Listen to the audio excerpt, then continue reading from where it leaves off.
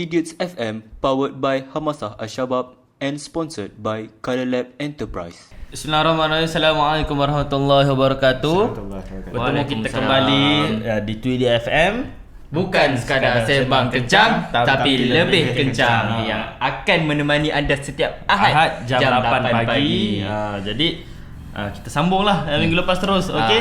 Di tempat yang sama, tajuk yang sama, DJ yang sama. Masya-Allah, baju yang sama juga. Baju ni siapa taja? Sebut sikit. Color Lab. Masya-Allah. Baru tahu. Ada Color Lab. Seperti yang para hadirin atau para pendengar, untuk makluman korang lah semua, kita sebelum ni yang ke-8 kita ada bercerita pasal muasafat tarbiyah. Sebelum ni kita dah habiskan 6 boleh listkan balik akidah yang sejahtera, kita dah habiskan ibadah yang betul, akhlak yang mantap, berpengetahuan luas, mampu melawan nafsu, dan akhir minggu lepas kita cerita pasal tersusun dalam urusan. Jadi hari ni kita nak sambung lagi 4 lagi. Okey, muasafat tarbiyah, ciri-ciri yang perlu ada, yang patut dah ada dalam seorang Muslim yang telah mengikuti tarbiyah ni, ataupun pendidikan itu. Maknanya kalau ciri-ciri ni ada, itulah Muslim yang sejati yang kita ingin lahirkan. Okey, insya-Allah. Jadi masuk yang ke-7. Okey, yang ke-7 ni tak lain tak bukan adalah cerita yang tak bukan. Boleh je yang ke-9 sebenarnya. Yang ke-7 ni adalah kuat tubuh badan. Okey, kawil jisim. Maaf lah kalau rasa macam ni. Okey, kuat tubuh badan. Kenapa kena kuat tubuh badan, Afiq? Afiq ni kan selalu berenang setiap minggu. Main golf, bowling. Dari sini kuat tubuh badan. Dah fokus. Okey. Repair tayar. Okey, terus. Kenapa Muslim ni perlu sihat tubuh badan, Afiq? Supaya dia boleh buat kerja lah. Nampak?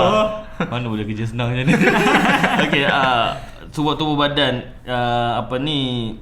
kenapa Muslim perlu? Sebab pertama kita nak lakukan aktiviti harian kita lah. Kalau kita sakit, kalau kita tak sihat, kita kurang cergas, memang kita tak boleh nak lakukan yang sebelum-sebelum lah. Ibadah kita yang tersusun entah ke mana, kita punya akidah yang sejahtera, kita ke mana nanti, kita bangun subuh lambat lah, apa semua. Jadi nak tak nak kita kena sihat. Nak sihat ni itulah kita ambil precaution. Kita buat medical check up 6 bulan sekali. Kita jauh betul medical check up. Terus jauh. Dia bersenam dulu lah. Bersenam lepas bagus. Saya memang suka fikir 60 tahun depan. Okey, macam tu lah. Bersenam lepas bangun pagi tu kan, nak bersenam lah. Cuba amalkan. InsyaAllah. Walk the talk please. Okey, makanan, makanan. Makan tu yang jaga, betul tak? Makan kata berhenti sebelum kenyang. Tapi makan bila lapar baru makan. Janganlah tak macam tu lah. Jangan ikut jam. Pukul 10 12 ni jom makan. Padahal belum lapar lagi. Kita ikut makan dah lapar sebenarnya. Dan lebihkan sayur. Lebihkan sayur. Benda basic je. Paling penting cukupkan tidur. Betul lah. Jangan lebih-lebih tidur. Dan jangan pula kurang tidur. Tapi Allah dah bagi rehat untuk tidur. Macam kalau umur kita ni, kalau ikut pengalaman lah, sedap dia 5 jam lah. 5 jam dapat tu insya-Allah. Pukul berapa tu patut? Kalau bangun 5.30. Masya-Allah. 5.30, 4.30, 3.30, 2.30, 1.30, 12.30 dia tidur. 12.30 tidur. Saya selalu tidur 8 jam. Gua 10.30 tidur. Itulah waktu-waktu kita tidur tu kan. 5 ke 6 jam kan. Waktu yang sesuai lah untuk kita dapatkan rehat bagi tubuh badan kita ni sihat sebenarnya. Supaya esok hari kita boleh buat lebih baik daripada yang semalam. Quotes. Jadi pentinglah orang kata menjaga tubuh badan yang sihat ni. Untuk satu sebab tubuh yang sihat ni sebenarnya dia orang kata booster kepada muasafat tarbiyah lain. Macam contoh apa ilmu yang luas semua. Maknanya kalau untuk badan kita sihat, kita macam mana untuk belajar. Otak kita kena kata sel-sel otak tu kena berhubung lah. Betul. And mom dia kata. Macam tu lah. Dan salah satu cara lagi apa ni, kita jaga kebersihan kita lah. Okey, kebersihan diri, kebersihan tempat tinggal kita. Janganlah bau-bau ni kan memang kes denggi berleluasa kan. Kita tengok tinggi tu datang daripada tu lah, tidak menjaga kebersihan. Diri kita sendiri kan, kuku semua bagai kan, jaga kebersihan insya-Allah. Itulah satu lagi lah pesanan khidmat masyarakat. Berbayar ke tidak? Tak berbayar. Tak berbayar. Dari mamak tu kan. Rugi aku. Okey. Kena kurangkan minum teh tarik lah, sebab Ikhwah ni memang terkenal dengan pergi kedai mamak ni. Kurangkan teh tarik. Kurangkan gula. Macam tu lah, macam kita memang air suam je. Saya memang suka air limau. Air limau tak sihat. Okey, air lain lah. Kira susu. Air limau tanpa gula. Okey, terus. Tak, tapi orang kata nak tambah sikit lah. Rasanya macam nak tambah. Tambah. Sebab Okey. kita ada banyak lagi masa sebenarnya.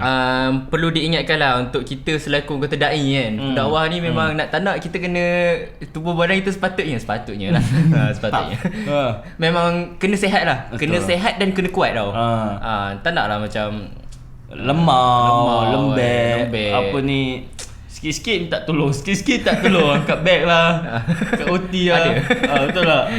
Cuba buat sendiri. Maknanya orang kata image luaran tu, walaupun orang kata don't judge book by its cover, tapi memang nak tak nak kita kena judge book by cover juga. First impression tu yang paling penting sekali. Lagi kita da'i tu badan kena sihat. Macam yalah, bayangkan rata-rata umur macam 40 lebih, senang pula. 50 lebih dah orang kata meninggal sebab sakit jantung. Memanglah ajal tu di tangan Tuhan kan. Tapi nak tak nak benda tu kita kena usaha lah untuk sentiasa sihatkan badan, supaya bukanlah nak kata nak hidup lama kan, tapi cubalah untuk hidup lama supaya lebih banyak benda kita boleh lakukan lah. Macam tu lah. Itu tubuh badan sihat tu apa ni, mungkin kita ada harta banyak. Mungkin kita ada semua yang kita nak lah, tapi kita tak boleh nak gunakan, kita tak boleh nak buat sebab kita tak sihat. Memang satu nikmat, kalau Allah tarik kesihatan tu memang lah. Kesihatan habis terus. Nak ikut memang kesihatan ni kalau tarik sikit, kos dia banyak kat tempat lain lah. Macam masa nak pergi hospital, pergi balik, duit. Memang kesihatan ni sebenarnya makan duit lah sebenarnya kalau kita tak jaga daripada awal. Okay, teruskan yang seterusnya. Selesai yang ke-7, yang ke-8. Betul lah, yang ke-8 kan. Adalah kita mampu berusaha, atau kita mampu berusaha. Salah satu daripada ciri seorang mukmin mampu berusaha. Macam mana mampu berusaha tu? Adalah kita contoh dia bagi kat sini ada simpanan untuk apa? Untuk kegunaan masa depan. Dia bagi contoh lagi. Mampu ni macam mampu berdiri sendiri. Berdikari. Tidak mengharapkan sangat bantuan orang lain. Kira macam dicampak ke dalam laut menjadi pulau. Kalau benih yang baik tu dicampak ke dalam laut menjadi pulau. Saya tambah sikit je lagi. Betul. Macam itulah. Jadi kenapa perlu ada? Sebab apa? Saya mampu berdikari ni kita lebih kata fokuskan mungkin pada soft skill kot. Kalau apa yang saya nampak lah. Macam contoh berdikari, kita ada bincang dulu kan soft skill ni. Macam kita akan macam lebih pada skop lelaki lah, sebab lelaki ni kalau campak dalam hutan boleh hidup ke tak, macam tu. Macam contoh kalau kita hantar lepas ni ada program dekat sini, macam mana berani ke tak untuk pergi tempat jauh, ataupun boleh hidup ke tak, pergi overseas ke apa. Benda tu kita kena develop sendiri tau. Kena berani untuk berdikari. Sebab soft skill kita ada tu, itulah yang akan kata jadi rencah-rencah kehidupan. Lepas tu kita nak ajar kat anak-anak kita, dan kita akan gunakan untuk pada masa akan datang. Soft skill semua, macam mana nak berkomunikasi, network, macam mana nak kopik manggis. Even kopik manggis pun ada orang tak tahu macam nak kopik yang betul. Saya tak kopik, saya tekan buka. Betul, tapi durian ramai. Patut lelaki patut dah tahu kopik durian sebenarnya. Kopik durian tatak buah kelapa. Sebab kelapa. Sebelum ni pernah buat tau. Ketuk tak pecah. Rupanya buah kelapa tu dia ada dua urat tau. Dia kena ketuk bahagian tu baru dia senang retak tau. Nak kena beli kelapa. Benda ni nampak macam remeh, tapi bayangkanlah kalau kita tak tahu. Benda tu kira macam dia macam satu benda tak syok sebenarnya kalau setakat benda macam tu kita tak tahu tau. So mampu berdikari ni memang penting basic. Maknanya memang kata daya nyawa dan usaha dia tu tinggi sampai kan pergilah mana-mana bidang, dia akan berjaya insya-Allah. Itu kata keazaman yang perlu ada. Betul. Sebab itulah seorang Muslim kena ada benda tu supaya dia boleh hidup di mana-mana saja, dicampak baik hujung dunia, pertengahan dunia ke, di tempat dia sendiri ke, dia boleh hidup dengan ada soft skill ni lah yang menyelamatkan dia, yang membantu dia kelak. Kena ada. Kenapa? Nazrul dah cakap tadi, boleh replay. Okey, selesai tu. Fik, seterusnya apa Fik? Sekejap kita. Sekejap panjang Tak sikit. apa. Cerita lagi. Cerita Apa je? Berguna untuk orang lain. Berguna untuk orang lain ni lebih penting sekali sebenarnya ni. Betul. Dia jadi satu perkara yang berkait rapat lah dengan tujuan hidup manusia yang kedua lah, itu menjadi khalifah kan. Macam mana kita membawa kepenggunaan macam mana kita berguna kepada orang lain, macam mana kita orang kata menjadi dia significant lah kepada orang lain tu. Dia macam kita ni ibarat macam kau tahu dalam satu koloni semut kan, seberapa berkesan ni kita dalam satu masyarakat tu tau. Dalam satu koloni semut tu kita macam seekor semut lah. Macam kalau mati pun satu mungkin orang tak perasan tau. Jadi tapi masalahnya Tuhan dah kata nyawa kita memang sangat berharga tau. So macam mana nak jadikan nyawa kita ni berharga? Adalah dengan cara tu lah. Salah satu cara adalah untuk menjadi berguna kepada orang lain, supaya nyawa kita ni signifikan kat dunia ni. Macam apa kata bincang skop berguna ni macam ni, contoh ibu bapa. Okey. Pertama tak bukan ibu bapa lah. Orang yang pegang kunci syurga kita. Kita buat baik dengan ibu bapa. Kita berguna dekat dia. Pertama kalau kita kecil tu apa cara kita bantulah. Mana boleh apa semua. Bila kita dah besar, kita jaga dia. Itu nama kita bermanfaat lah kepada orang lain. Orang lain tu dalam skop ibu bapa. Kita jaga kebajikan dia, makan minum apa semua. Bila dia dah meningkat tua kan, apa ni, kita pula yang ada tenaga muda ni kan, kita jaga macam tu lah. Dan bila dia orang meninggal pun kata doa yang berterusan daripada anak yang soleh tu sentiasa mengalir. Kita kalau kita macam kita anak lelaki kan, kalau boleh kita sendiri yang mengimamkan jenazah tersebut apa semua, apa ni, supaya itulah salah satu apa ni manfaat kita untuk ibu bapa kita, insya-Allah. Tapi cerita pasal anak lelaki ni memang kalau ramai ada member, ramai yang dia seorang lelaki, yang lain semua perempuan, walaupun adik-beradik kat 7-6 orang tau. Jadi macam walaupun dia bukan yang first, bukan yang second, tapi yang bawah-bawah, tapi memang responsibility parent tekan kat dia lah. Dia macam contoh kalau nak jaga penjagaan keluarga, mana ada dia orang pas-pas kakak-kakak kan. Tak nak dia lelaki yang kena warisi. Jadi benda lain macam mana nak jaga, macam mana nak untuk jadi orang kata pemegang amanah kepada harta-harta ibu bapa yang dah meninggal semua. Benda tu memang lelaki sepatutnya tahu lah macam mana nak uruskan. Betul.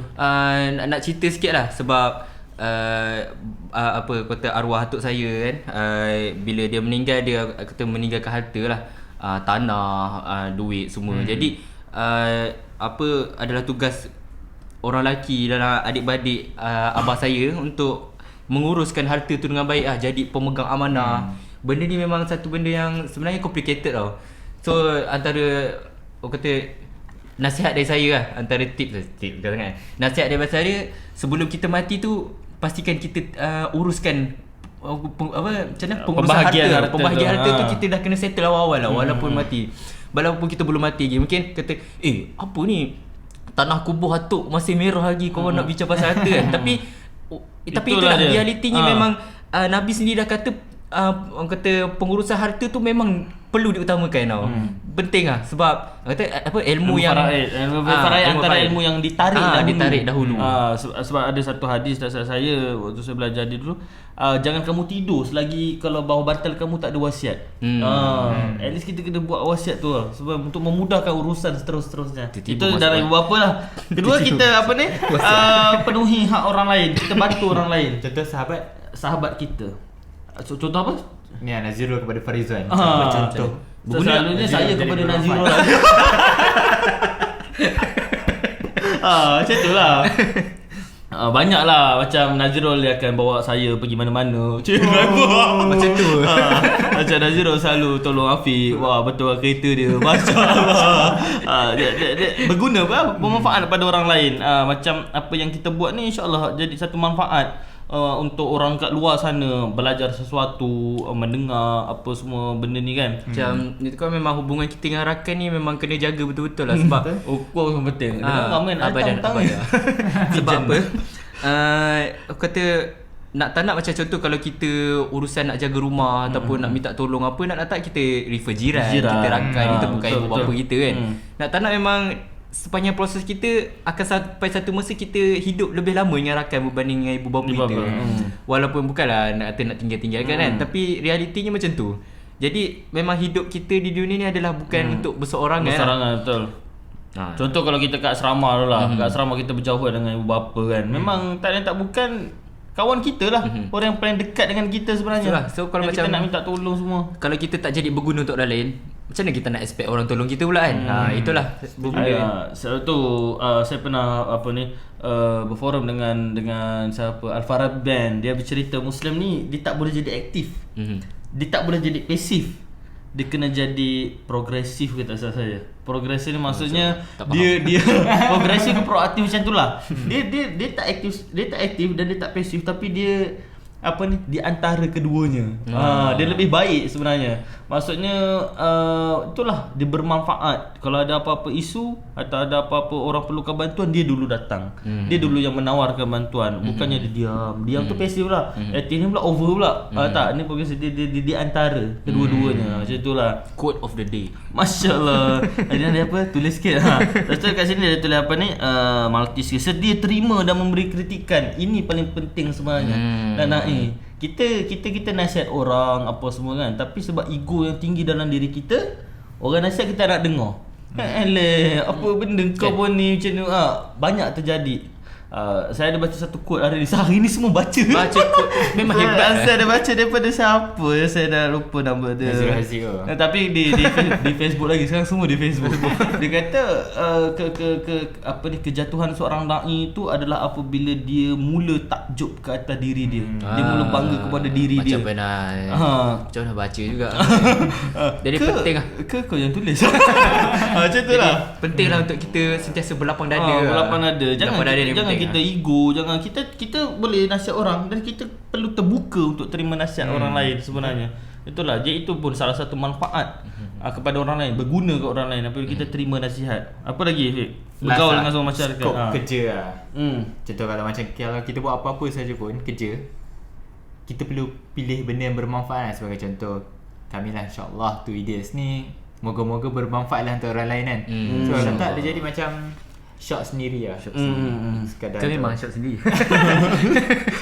Dengan view dulu 1000. Apa-apa pun kita buat kena bermanfaat. Contoh kalau kerjaan Petronas ke apa pun, kita memberi manfaat lah supaya orang boleh kerja kereta dan sebagainya. Kerja lah betul-betul. Cara pun kena buat kerja betul-betul. Jangan buat ala kadar lah. Ala kadar ni tak bagus sebenarnya. Niat tu memang kena kata niat kerana Allah lah.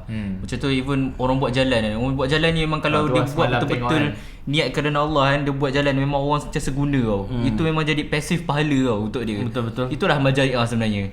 Tak perlu nak kata beli sijil pun. Bila kita faham konsep beli sijil. Cuba aku lah. Beli sijil apa ni? Sijil ni kan selalu kalau kita beli, kita wakaf bagi duit dekat bond sijil. Bukan contoh rumah anak yatim ataupun projek tahfiz kan ada macam RM50 untuk sijil khairat apa-apa bukan khairat kematian. Jauh dah ni. Macamlah itu dah lain tolong tapi lebih bawa macam tu lah. Tapi lebih macam tu lah. Maknanya bila dia orang faham apa konsep sebenar majariah tu, maknanya macam mana? Betul. Saya faham. Faham tu. Faham. Tak, sebab saya ambil contoh dekat Mekah lah. Dekat Mekah tu nak macam mana orang nak cari pahala tu di antara suatu sa'i antara Safa dengan Marwah tu kan. Orang berdiri je, letak dua tangan, dua-dua letak tisu. Orang lalu ambil tisu dia. Habis-habis perlu berpeluh kan, panas kan. Jadi itu insya-Allah lah mendapat pahala. Ada orang berdiri dekat tengah-tengah antara Safa Marwah tu, buka plastik kurma. Makan. Jadi pahala pasif tu lah dapat direct je macam tu, bermanfaat kepada macam Hmm. orang lain. Kat Tanjung Karang kan ada macam satu longkang besar, lepas tu ada orang letak macam kayu papan tu benda tu pun jadi amal jariah kan sebab orang guna shortcut kepada jalan betul. Betul-betul. Betul-betul. Malah kalau dalam apa tu satu buku pun cerita kalau ada kayu dekat kayu ke apa-apa yang menghalang jalan, kalau kita alihkan dikira juga sebagai satu sedekah, satu amal jariah. Itulah. Okey. Pasal berguna ni laju pula. So alhamdulillah sebab semua berguna. Okay. Masya-Allah. Yang last sekali. Last sekali. Sebab kita kena menjaga waktu. Sesuai Menjaga lah waktu. dengan last ni. Sesuai lah kita dengan menjaga last waktu. ni. Tinggal lagi berapa minit? Tadi start kau apa? Tadi 5 minit lagi lah. 5 minit lagi. Cincang. Okay. Last sekali adalah menjaga waktu. Okay. Zero. Macam mana? Jaga Waktu waktu. apa paling penting untuk kita jaga sebenarnya? Waktu semayang lah. Masya Allah. Ni yang lemah nak jawab kan. Benda yang paling lemah nak jawab. Waktu solat lah yang paling penting. Solat apa tu yang paling penting tu? Solat. Semua solat. Solat. Mana boleh satu kan? Semua lah kalau penting. Sebaik-baiknya di awal waktu. Di awal waktu. Dan di awal waktu tu sebaik-baiknya jemaah. Jemaah. Sebaiknya kat masjid. Betul? Betul. Saya menerima je nasihat. Betul lah. Itu yang pertama lah, waktu penting untuk kita jaga. Kedua, berdoa agar diberikan Diberkati waktu. Diberikan waktu. Saya Diberkati waktu. Pernah dengar slot Sinar FM, Ustaz apa tak ingat perlu untuk kita sentiasa berdoa agar masa yang tersisa yang kita ada ni, hidup yang kita ada ni diberkati. Bukannya kita doa panjang umur. Panjang umur tapi orang kata kan ada lagu dulu, walaupun hidup 1000 tahun kan, kalau tak sembahyang kan. Maknanya benda tu takkan berguna lah. So pastikan walaupun kita ada 1 saat lagi selepas ni, Biar dia dah berguna. dapat 1 saat alhamdulillah. So walaupun ada 1 saat sebelum ajal tu, tapi kalau kita berdoa agar waktu tu dirahmati dan diberkati, insya-Allah ia akan jadi satu, orang kata, kita akan mendapat syurganya lah. Pentinglah untuk kita sentiasa orang kata berdoa pada Allah Subhanahu Wa Taala supaya sentiasa untuk kita mendapatkan rahmat waktu tu, diredai supaya bila rahmat waktu ni dipermudahkan segala urusan semua. Kita pun akan buat urusan kita yang baik, urusan ibadah kita pun baik kan, dan segalanya orang kata terisi. Betul. Dia berkata waktu ni kadang-kadang orang tu boleh rasa tau.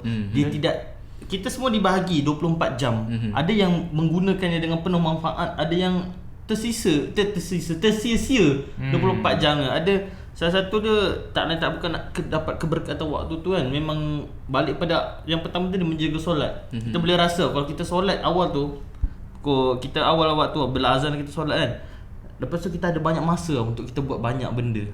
Bayangkan kalau kita postpone, kita terkejar-kejar. Dia terfikir macam belum solat lagi, belum solat lagi. Belum solat lagi. Terkejar-kejar. Itu at least kurang-kurang dia fikir lah. Dia lihat solat. Ni ada rasa tak fikir. Kodok. Ada lah juga macam tu. Tu lebih tu. Betul lah, tak ada. Tak nak jaga kualiti waktu tu. Sebenarnya okey. Lagi apa lagi? Menjaga waktu.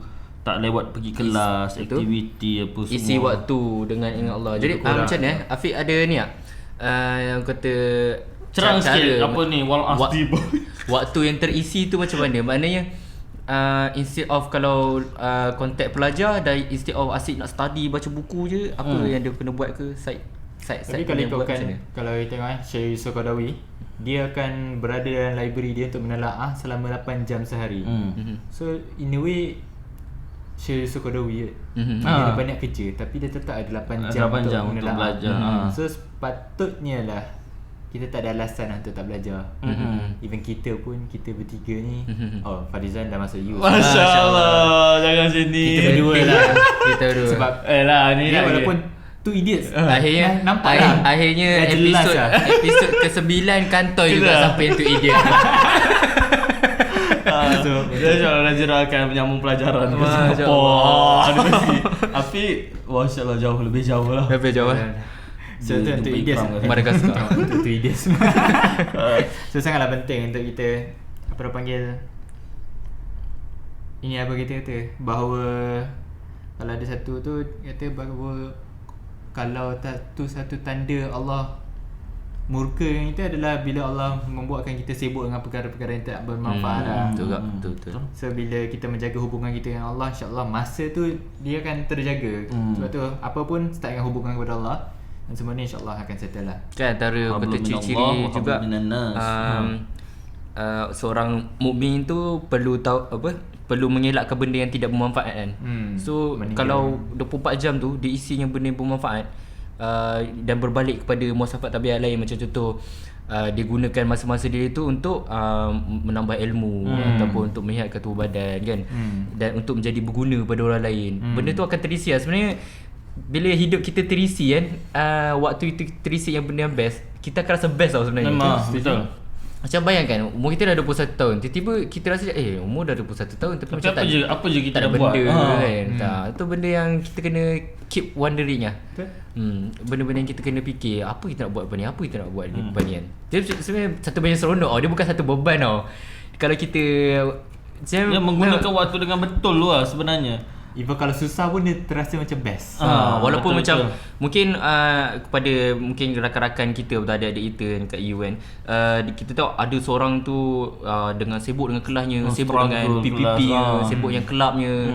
Walaupun dia orang mungkin nampak penat, tapi sebenarnya bila kita fikir balik, kita akan rasa seronok dengan kepenatan dan kata kepekkan masa kita ada. Sebab kita macam boleh cerita, aku dulu dah buat ni, dah buat ni, dah buat ni kan. So instead lebih daripada kita duduk je bilik baca buku. Itu kalau baca buku at least ada juga budak ni tak buat apa. Online je, main game je 24 jam 2-3 hari kan. Tak keluar bilik, tak makan apa semua, tak menjaga hak-hak badan tu, rohani ke jasmani tak jaga.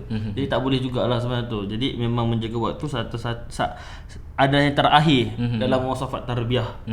Ciri seorang muslim yang perlu ada sebenarnya. Jadi kesimpulan Rafiq macam mana? Sebulan Fik. Jangan selain jumpa lagi minggu depan lah. Saya jumpa lagi dan saya kesimpulannya bersetuju. adalah 10 muasafat tarbiyah ni maksudnya dia kiranya ciri-ciri lah. Bila kita dapat tarbiyah semua tu sepatutnya kita dapat benda ni. Kalau ada benda tu kurang maksudnya ada part-part dalam tarbiyah tu yang kita perlu improvise. So tak ada kita ni, maksudnya Islam ni dia memang kalau betul kita ikut Islam, kita akan sampai ke tahap yang sangat cemerlang. Bayangkanlah kalau ada satu susuk tubuh yang ada semua ciri-ciri ni. Oh hebat. Memang sangat hebat. So, dia macam segenap segi tu kata sempurna lah. Walaupun tak ada yang sempurna kat dunia. Alasan. Jadi kata-kata terakhir dari Faizwan ada Faizwan? Sebelum kata-kata saya banyak lagi sebenarnya. Kan ada lagi 3 episod. Relax dulu. Okey, itu je lah daripada kami. InsyaAllah semoga kita semua terus menjalani proses tarbiyah ni, terus belajar ilmu baru semua dan sebagainya supaya kita dapat ke 10-10 ni lah. InsyaAllah itu sajalah daripada kami. Tweet FM powered by Hamasah Ashabab, dan juga terima kasih kepada sponsor baju kami iaitu Kadalat Enterprise. Baju ni serius lawa gila, dia punya printing semua puati lah. Berarti InsyaAllah mujur kartunnya tak lebih handsome daripada orang betul. So kalau macam printing baju ataupun benda lain boleh refer kat dia orang lah. InsyaAllah dia orang akan memberikan servis yang terbaik lah. Dan apa Tapi lagi kalau nak nak cakap? beli baju ni kena refer kepada Outbox. Salah bro. Ini produk Facebook. Dah gede dia. Ni kena minta commission. Rujuk tu ide punya ni lah. Jadi kami memang ada banyak sangat di akhir sebab plannya di akhir season ni kita akan buka jualan baju ni. Memang eksklusif gila. Adalah merchandise lain sikit. Mungkin lah butter kitchen. Ada ke? Kita bagi yang mahal. Bagi mahal memang. Mak mak lah kita nak bagi. Tak jadi. Okey demak je. Okey dah. Okey itu saja. Sekian tu FM. Bukan sekadar sembang kencang tapi lebih kencang. Jumpa anda pada minggu hadapan pada hari yang sama pukul 8 hari Ahad. Okey, bye. Assalamualaikum warahmatullahi wabarakatuh.